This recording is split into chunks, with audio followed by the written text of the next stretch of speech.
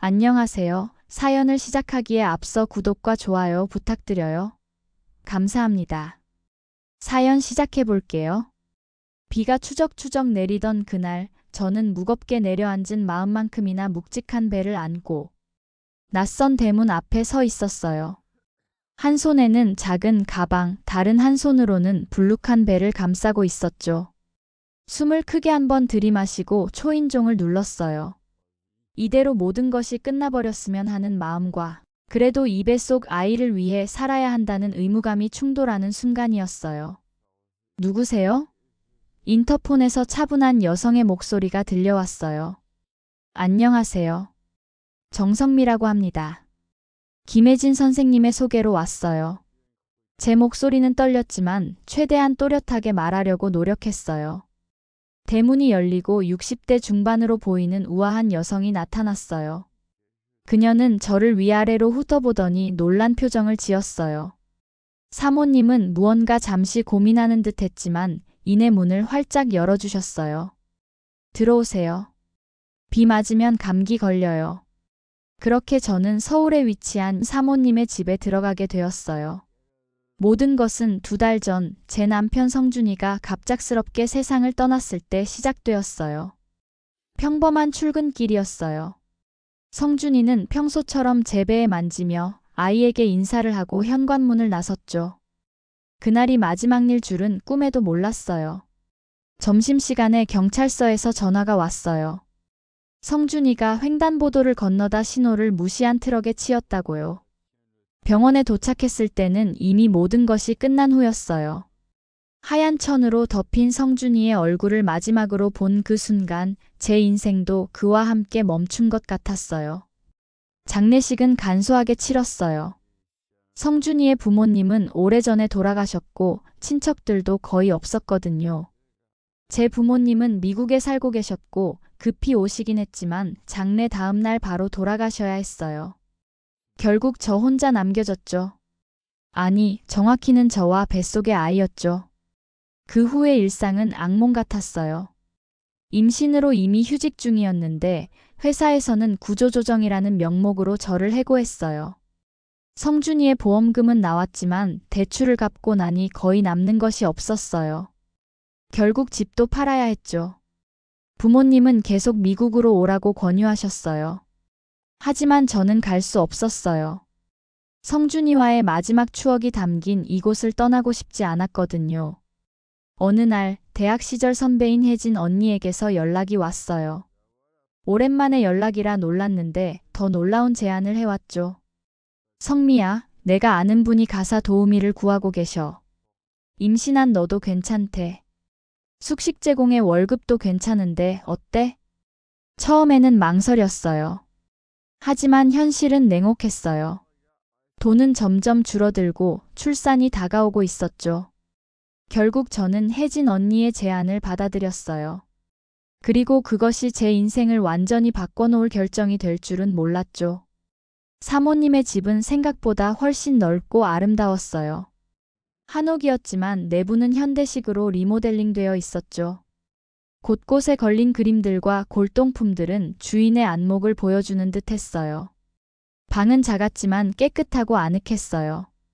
창문 너머로는 작은 정원이 보였고 담벼락 너머로는 북촌의 기와지붕들이 물결처럼 이어져 있었죠. 잠시 창가에 서서 바깥을 바라보다가 문득 이 모든 것이 현실인가 싶었어요. 어제까지만 해도 모든 것을 잃은 채 앞으로 어떻게 살아야 할지 막막했는데 오늘은 이렇게 낯선 집에서 새 출발을 하고 있었으니까요. 그날 저녁 사모님과 함께 식사를 했어요. 사모님은 말이 많지 않았지만 가끔 제 배를 바라보며 미소 지으셨어요. 언제 출산해요? 사모님이 물으셨어요. 1달 반 정도 남았어요. 아들이에요? 딸이에요? 아들이래요. 저는 미소를 지었어요. 성준이가 아들이라는 소식을 들었을 때 얼마나 좋아했는지 떠올랐죠. 이름은 정했어요? 사모님이 다시 물으셨어요. 아직이요. 남편과 함께 짓고 싶었는데 목이 메어 말을 잇지 못했어요. 사모님은 아무 말 없이 고개를 끄덕이셨어요. 그리고는 갑자기 물으셨어요. 남편분은 어떻게 되신 거예요? 저는 잠시 망설였지만 이내 모든 것을 말씀드렸어요. 성준이의 갑작스러운 사고, 그리고 그 후의 힘든 시간들까지. 말을 마치자 눈물이 흘러내렸어요. 아직도 그 상처는 생생했거든요. 미안해요. 상처를 건드렸네요. 윤 사모님의 목소리에는 진심 어린 위로가 담겨 있었어요. 괜찮아요. 저는 눈물을 닦았어요. 사모님은요? 혼자 사시나요? 사모님은 잠시 망설이더니 말씀하셨어요. 남편은 10년 전에 먼저 떠났어요. 자식은? 마지막 말에서 무언가 숨겨진 이야기가 있다는 걸 직감했지만 더 이상 묻지 않았어요. 사모님의 목소리에 담긴 슬픔이 너무 깊게 느껴졌거든요. 그렇게 저는 사모님의 집에서 지내기 시작했어요. 제 일은 간단했어요. 집안 청소와 빨래, 가끔 심부름을 하는 정도였죠. 사모님은 제 상태를 고려해 무거운 일은 시키지 않으셨어요. 처음에는 서로 어색했지만 시간이 지날수록 편안해졌어요. 사모님은 겉으로는 차갑고 엄격해 보였지만 속은 따뜻한 분이셨거든요. 종종 저에게 영양제를 사오시거나 임산부에게 좋은 음식을 직접 챙겨주셨어요. 사모님, 너무 신경 쓰지 마세요. 제가 요리할 수 있어요. 어느 날 제가 말씀드렸어요. 괜찮아요. 나도 뭔가 할 일이 필요해요. 사모님은 쓸쓸하게 미소 지으셨어요. 사모님에 대해 알게 된 것은 얼마 되지 않았어요. 남편은 유명한 사업가였고 10년 전 심장마비로 갑자기 돌아가셨다고 해요. 자녀에 대해서는 한 번도 언급하지 않으셨죠. 하지만 가끔 사모님의 방에 들어가 청소를 할 때면 벽에 걸린 가족 사진이 눈에 들어왔어요. 젊은 시절의 사모님과 남편, 그리고 어린 아들의 사진이었죠. 어느 날 용기를 내어 사진에 대해 물어봤어요. 사모님, 사진 속 아이는 누구인가요? 사모님의 얼굴이 순간 굳어졌어요. 눈에 눈물이 고이는 것 같았지만 이내 감추셨어요. 내 아들이에요. 사모님의 목소리는 떨렸어요. 30년 전 5살 때 실종됐어요. 충격이었어요. 그런 아픔이 있으셨다니. 이제 사모님의 깊은 슬픔이 이해가 됐어요. 너무 마음이 아프시겠어요. 저는 진심으로 말했어요. 그래요. 매일이 지옥 같았어요. 사모님은 먼 곳을 바라보셨어요. 남편은 아들을 찾는데 평생을 바쳤어요. 하지만 결국 찾지 못하고 세상을 떠났죠. 그래도 포기하지 않으셨군요. 모든 부모가 그럴 거예요. 사모님은 쓸쓸하게 미소 지으셨어요. 당신도 곧 알게 될 거예요. 부모의 마음을. 그날 이후 사모님과 저는 더 가까워진 것 같았어요. 서로의 상처를 이해했기 때문인지 우리 사이에는 묘한 유대감이 생겼어요. 가끔은 함께 TV를 보기도 하고 주말에는 근처 카페에 가기도 했죠. 성미 씨, 출산 후에는 어떻게 할 생각이에요? 어느 날 사모님이 물으셨어요. 아직 잘 모르겠어요. 일단은 아이를 키우면서 일자리를 찾아볼까 해요. 여기서 계속 지내도 돼요. 사모님이 갑자기 말씀하셨어요. 아이와 함께. 이 집이 너무 크고 적막해요. 당신과 아이가 있으면 좋을 것 같아요. 저는 놀라서 사모님을 바라봤어요. 그분의 눈에는 간절함이 담겨 있었어요. 그것은 외로움에서 비롯된 것일까요? 아니면 잃어버린 아들에 대한 그리움 때문일까요? 고맙습니다, 사모님. 저는 사모님의 손을 잡았어요. 정말 감사해요. 출산 예정일이 일주일 앞으로 다가왔을 때 사모님은 갑자기 바빠지셨어요. 아기용품을 사오시고 제 방 옆에 작은 방을 아기방으로 꾸미셨죠. 예정일 3일 전 밤중에 진통이 시작됐어요. 처음엔 가벼운 통증이라 생각했지만 점점 간격이 짧아지고 통증이 심해졌어요. 사모님. 저는 사모님의 방 문을 두드렸어요. 문이 즉시 열렸어요. 사모님은 이미 옷을 갖춰 입고 계셨어요. 마치 이 순간을 기다리고 계셨던 것처럼요. 괜찮아요. 내가 있잖아요. 사모님은 제 손을 꼭 잡아주셨어요. 병원으로 가는 차 안에서 진통으로 신음하는 저를 위로해 주시던 사모님의 모습이 아직도 눈에 선해요. 마치 친어머니처럼 저를 돌봐주셨죠. 숨을 깊게 쉬어요. 곧 만날 거예요. 성미 씨의 아들. 사모님은 계속해서 제게 말을 걸어주셨어요. 분만실에서의 12시간은 지옥 같았어요. 하지만 사모님은 한시도 제 곁을 떠나지 않으셨어요. 그렇게 저는 사모님의 손을 꼭 잡고 마침내 제 아들을 세상에 나오게 했어요. 아이의 첫 울음소리가 들렸을 때 저는 모든 고통을 잊었어요. 그리고 사모님의 눈에는 말로 표현할 수 없는 감정이 가득했어요. 축하해요. 간호사가 아기를 저에게 안겨주었어요. 저는 떨리는 손으로 아기를 받아 안았어요. 작고 붉은 얼굴, 아직 눈도 제대로 뜨지 못하는 그 작은 생명체가 제 모든 것이 되었어요. 성준이를 닮았네요. 사모님이 아기의 얼굴을 보며 말씀하셨어요. 순간 저는 놀라서 사모님을 바라봤어요. 제가 남편 이름을 말씀드렸나요?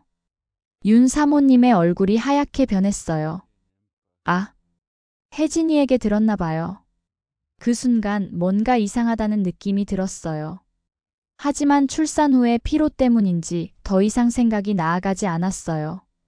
산후조리원에서 2주를 보낸 후 저는 아기와 함께 사모님의 집으로 돌아왔어요. 드디어 왔군요. 사모님은 환하게 미소 지으셨어요. 아기를 안아달라는 제스처를 취하셨죠. 저는 조심스럽게 아기를 건네주었어요. 사모님은 애정 어린 눈빛으로 아기를 바라보셨어요. 마치 오래도록 기다려온 보물을 만난 것처럼요. 그날 저녁 우리는 소박하게 아기의 귀가를 축하했어요. 밤이 깊어갈 때까지 이야기를 나눴어요. 제 어린 시절부터 성준이를 만나 결혼하기까지의 이야기를요. 성준이는 어떤 사람이었어요? 사모님이 물으셨어요. 따뜻하고 책임감 강한 사람이었어요. 저는 미소를 지었어요. 자신의 과거에 대해서는 많이 말하지 않았지만 항상 미래를 향해 나아가는 사람이었죠. 과거요? 사모님의 눈이 반짝였어요. 네. 성준이는 입양하였어요. 5살 때 입양되었다고 하더라고요. 친부모에 대해서는 아무것도 모른다고 했어요. 사모님의 손에서 찻잔이 떨어졌어요. 놀란 저는 얼른 일어나 수건을 가져왔어요. 괜찮으세요, 사모님? 5살. 사모님의 목소리가 떨렸어요. 혹시 남편 사진 있나요? 저는 이상하게 생각하면서도 핸드폰에서 성준이의 사진을 찾아 보여드렸어요. 사모님은 떨리는 손으로 핸드폰을 받아들었어요. 그리고는 한참 동안 사진을 바라보셨어요. 사모님? 저는 조심스럽게 불렀어요. 사모님의 눈에서 눈물이 흘러내렸어요. 당신 죽은 남편 이름이 뭐야? 저는 깜짝 놀랐어요. 사모님이 반말을 하시다니. 김성준이요. 성준이. 우리 성준이. 사모님은 흐느끼기 시작했어요. 이해할 수 없었어요. 무슨 일이 벌어지고 있는 건지. 그때 사모님은 벌떡 일어나 자신의 방으로 들어가셨어요. 잠시 후 작은 상자를 들고 돌아오셨죠. 이거. 사모님은 떨리는 손으로 상자에서 사진 한 장을 꺼내셨어요. 그것은 어린아이의 사진이었어요. 5살 정도로 보이는 귀여운 남자아이였죠. 그리고 그 아이는 성준이와 너무나 닮아 있었어요.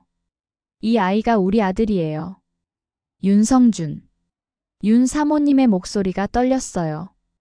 30년 전 놀이터에서 실종됐어요. 찾고 또 찾았지만 저는 할 말을 잃었어요. 머릿속이 하얘졌어요. 이것은 꿈인가요? 아니면 운명인가요? 성준이는 자신이 5살 때 입양되었다고 했어요. 그 전의 기억은 거의 없다고 했고요. 제 목소리가 떨렸어요. 맞아요. 우리 아들은 5살이었어요. 사모님은 흐느끼셨어요. 상자에는 더 많은 사진들이 있었어요. 어린 성준이의 사진, 성준이가 그린 그림, 그리고 그의 장난감들. 30년 동안 한 어머니가 잃어버린 아들을 기다리며 간직해온 보물들이었어요. 사모님. 저는 사모님을 껴안았어요. 그녀의 몸이 떨리고 있었어요. 찾았어. 드디어 찾았어. 사모님은 계속해서 중얼거리셨어요.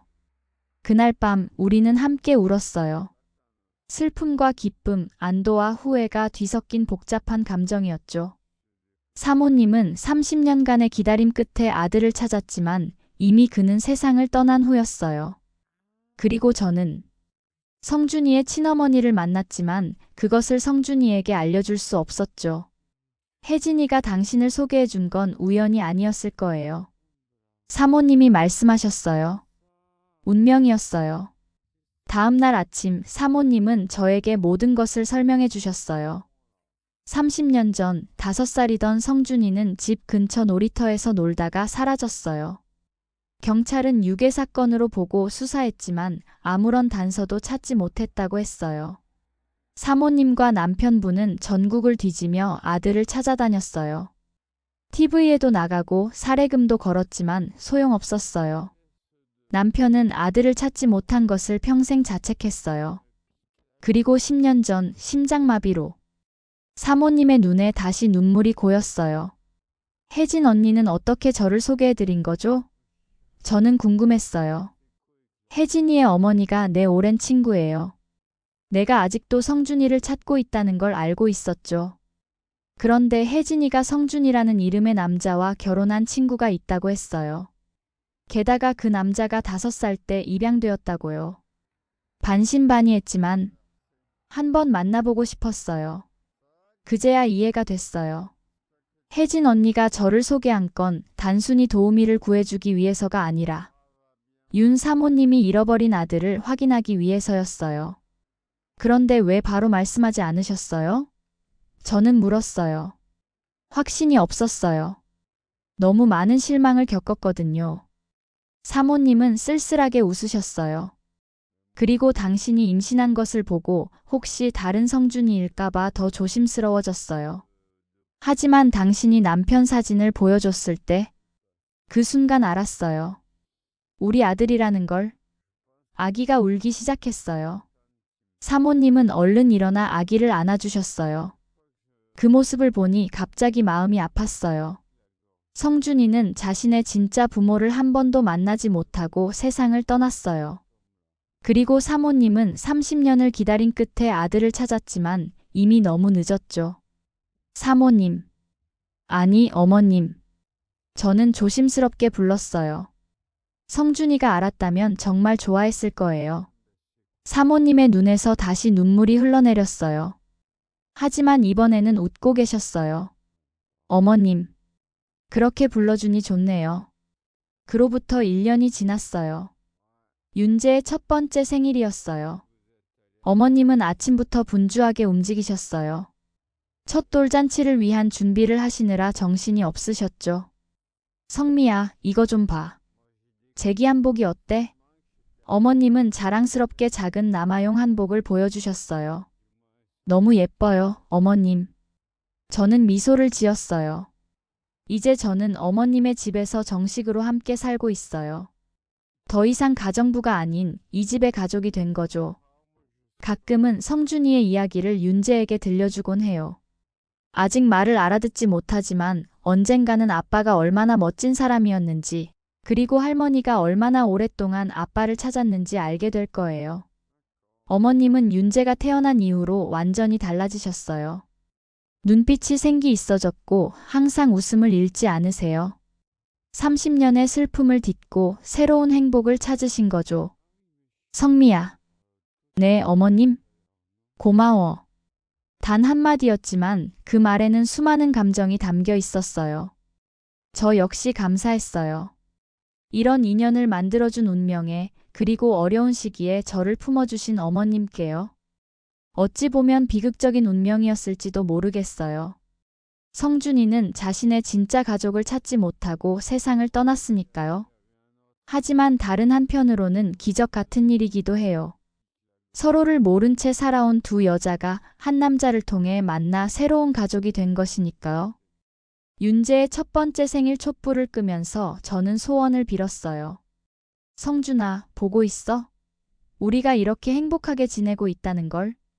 내 어머님과 나, 그리고 우리 아들. 우리는 이제 한 가족이야. 네가 찾지 못했던 가족의 품을 내 아들이 대신 느끼고 있어. 이 행복이 오래오래 지속되기를. 윤재가 첫걸음을 뗀 건 얼마 전이에요. 어머님은 그 모습을 보시고 한참을 우셨어요. 아마도 성준이의 첫걸음을 떠올리셨겠죠. 잃어버린 시간은 돌아오지 않지만 우리는 새로운 추억을 만들어가고 있어요. 인생은 참 신비로워요. 가장 어두운 순간에 만난 이 인연이 이제는 우리 삶의 가장 밝은 빛이 되었으니까요. 운명이라는 실이 어떻게 얽히고 설키는지 아무도 예측할 수 없겠죠. 하지만 저는 모든 일에는 이유가 있다고 믿어요. 그리고 그 이유가 지금 우리를 이렇게 행복하게 만들어주고 있어요. 이것이 바로 성준이가 원했던, 그가 하늘에서 지켜보고 있는 우리의 모습이 아닐까요? 제 긴 이야기를 끝까지 들어주셔서 감사합니다. 구독과 좋아요, 알림 설정까지 잊지 마세요.